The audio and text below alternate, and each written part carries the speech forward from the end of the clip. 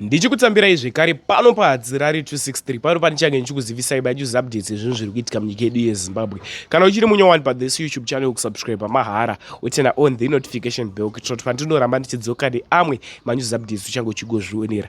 Vadikani ndine update iri kutsviridza mastreets esocial media. Imbori update yei iupdate yemuhovheti anoshedzwa ironesta rekuti Jeff Judah. Chii chaitika kuna Jeff Judah? Jeff Judah obuda achitaura mashoko anga achitaura mastreets esocial media. Munozviita mhuri yeZimbabwe. Nyaya idzi handigoni kudziwedzeredza kana kuzitapudza, ndinofamba ndiine proof nguva nenguva. Saka ndati like this video, ndati share this video kune hama neshamwari kuitira kuti veruzhinji vabatsirikane. Vadikani, I really appreciate you nesupport yamuri kungopa pano pathis YouTube channel. Rudo rwenyu ndikuruona, muri kuisa malikes, muri kukomenta, muri kusubscribe, muri kushare mavideos edu kune hama neshamwari. Zvinotendwa zvikuru. So da kusiye mchiona video raJeff Judah vachizvitaurira mashoko avo, ini handina simba rekumawedzeredza kana kumatapudza. Much love. Kuti last year 2024 muna June, everybody knows kuti tatiri in Lusaka, Zambia. Ndakakuti vana vemuZimbabwe ku Lusaka, they are not free to walk around within Zambia. Then I continued to tell you, ndikakudza ndikati muri kuziva here kuti vana venyu kuZambia vazhinji vari kugara mumarefugee camp, they are not allowed to work to roam freely. Then ndokubva ndati, but they are the same Zambians vari kutonga muZimbabwe. Tell me of one Zambian who was ever deported from Zimbabwe ever since. Tell me of one Zambian ari kugara mumarefugee camp. Amena kuti pandai kuudzai makanga makaisa cotton munzeve here kana zvimiti, kana kuti makaiswa cement ndobva yadirwa mvura ndobva yaita concrete, you don't hear. But nhasi kumushoko, even wakanda paFacebook page yamunangagwa unonzwa maZambian vachiti mudhara tipe mapurazi, tipe minda tirime. And they are flooding Zimbabwe from Zambia. Vabumbwa ava, they are flooding the country from Malawi. Isusu takutiza nyika yedu, machifu yedu, they've been rendered useless. Vakangoyeva so sembwa dzaguta sadza rine mutuvi. Ndo zvamuri kutiita. Masvikiro edu makombwe, see, they've been silenced neng'anga dzechibranda. Ndo zviri paground, ndo zvandiri kukuudzai. Even if ndakati ndatite chinhu chakati, bumbwa rakauya rakatanga kutaura more politics dzemuZimbabwe, imimi maZimbabwe nacho you start to abandon vanhu venyu maZimbabwe, moteerana nemabumbwa, munoita basa rekuteerana nemabwidi until most of our people they've been bwidinized. Umo vane brain dzechibwidi vamwe vacho zvokuti you've got to ask more and more, deeper and deeper, uchibvisa ubwidi hwakaiswa mavari. Vazhinji vacho vane ubumbwa. It's so difficult kuti ubvise ubumbwa huri mavari. So now basa iri andiri kuita iri kubvisa ubwidi mubrain dzenyu, mazara ubwidi neubumbwa. Vabumbwa vese ndogara ndichikutaurira ndichiti ana chiyangwa, kuti chiyangwa hachisi chishona, chibrandaya. Zvino munozviziva kuti zvinoreve here? I think I told you kuti kasiku here ndakakudzai kuti hachisi chishona. Unonzwa ndichinzi anobva kuMount ndoko akaberekerwa but ibwidi.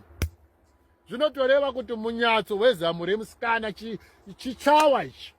You don't listen. Vana Kazembe Kazembe, vana Ziyambi Ziyambi, vana Chilaba, vana Mnangarwa, I tell you, vana Tserengamu, vana Biti, avasi maZimbabwe ni mabrandaya, vana Job Scala. Watch your opposition. Asi wenyu, these people, avasi wenya. Ndikukuudzai kainini ndine information, yes. Ivo vabvunze vanotaurawo futi. Ihama dzenyu here ana Chamisa, wongu akaberekerwa kwaGutu, but sekuru wake Reverend Chamisa wakabva kwaChamisa uko Nyasaranda, mabwidaya. Rudzi rwakabatana more than you think. Vabumbwa nevabwidi kunyange vakarwisana, don't join them. Iwe nezvitine riri gezai. Amena kuti riri kusapotana nemabumbwa nemabwidi pakuita sei. Vana Zhwankinya dzise hama dzedu. How many times tikuziva kuti even wamaiti Robert Mugabe, sitaraka harisi Mugabe. Dana matibira. Ainzi Joroniso ndo zita rake. That is why he killed hama yake yakaburisa birth certificate yake Mugabe kuti is not a Zimbabwe. Toti tukudzei makwisa zvimiti munzeve. Vakwisa kotoni nemashizha munzeve. Kana iri mishonga yechibranda iri yakukurwarisa. Muda kunzwa ni munhu akaita sei? Zvinochinzwa ika imi Mazimba. Tiri kuti zvehurumende mabwidi nemabumbu hatichadi nemachikundu. Hatichadi isu. Hatichadi. Zvino nawiripo ndiye kuti chinzwa tichivhundunyura zvinhu tichikuudzai kana matirimire vabumbwa aka ndo vari kuti musataure izvi. Nemahura ari kuhura nevabumbwa ndo vari kuti musataure izvi. I'm telling you this. Uyu wafa uyu Pinjisi wamuri kuchema uyu. Tatenda Pinjisi. Mune rudzi naye here. Ndozvo ndoda kuti ndikubvunzei kuti mubranda mubwidi aisapota ZANU-PF riwa racho ndobva rarova iye. Akafa achichema achiti ndikuda mapain killer, but he was a support of ZANU-PF. Tendai. Zvino ndikuda kuti ndikubvunzei imi maZimbabwe ndichiti kana ivo vachiurayana pachavo vachiitirana utsinye pachavo kuzoti iwe kuzoti ivo pachavo vari kuitirana utsinye kuzoti imi musina vakatanga kukuponda irini. Mnangagwa was in charge of the 5th brigade yairura nekuponda vanhu mumatebhelereni. Uyu wamuri kuti Gudo Guru Chiwenga, he was in charge of the 3 brigade yaiponda vanhu mumidlands. Saka confusion yenyu iri papi? Iri papi? Ndiri kudokera nchikuudzei ndichiti uyu muchikunda uyu Chiwenga, he was in charge of the 3 brigade yaiponda vanhu kumidlands. Panguva imwe chete Mnangagwa, he was in charge of the 5th brigade yaiponda vanhu mumatebhelereni. Brand dzenyu dzakati kwasa moda kuudzwa nemunhu ari pai kwenyu. Ubvunzaiga. Ndo amakuda kuti aite president. Uyu akanga adzingwa nemumwe wake nehama yake nechawa guru iri Robert Mugabe akatiza akanomutora musango ndiani. Ndiye ka uyu muchikunda yachiti uya because they committed the same crimes together. 15 billion okuma diamonds vakanova vari vega. Mari yemasoja ekuDRC vakanova vari vega. Imimi nhasi ndo pamada kuti nyepera kuti vari kuparadzana. Ikono zvimada kushildana vachiti ariwana nechirwere chepfungwa zvekutaurwa naGeza. Mune chokwadi chekuti Mnangagwa arwara nechirwere chebrain.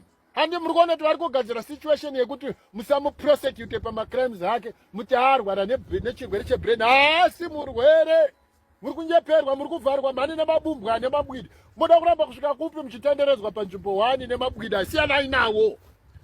If you are not following me, uri kutofollowa mabumbwa iwayo. Teremone ndiri kungogara nchitaura usiku namasikati naChifi Rusike. Tinovaziva ana Rusike ava. Ana Adyegora. Avachadiwo.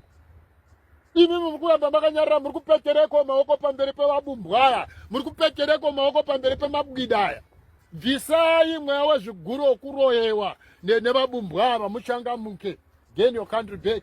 Musubscribe apa. Nekuita like. Every Zimbabwean must follow this page, whether you like it or not. Munoverengawo mabvunza kana sikagona kubvunza kuti pakanzi Jeff Judah usana ndepatiko pa YouTube. Weta like video, weta subscribe, weta share. Ndo zvinoitwa.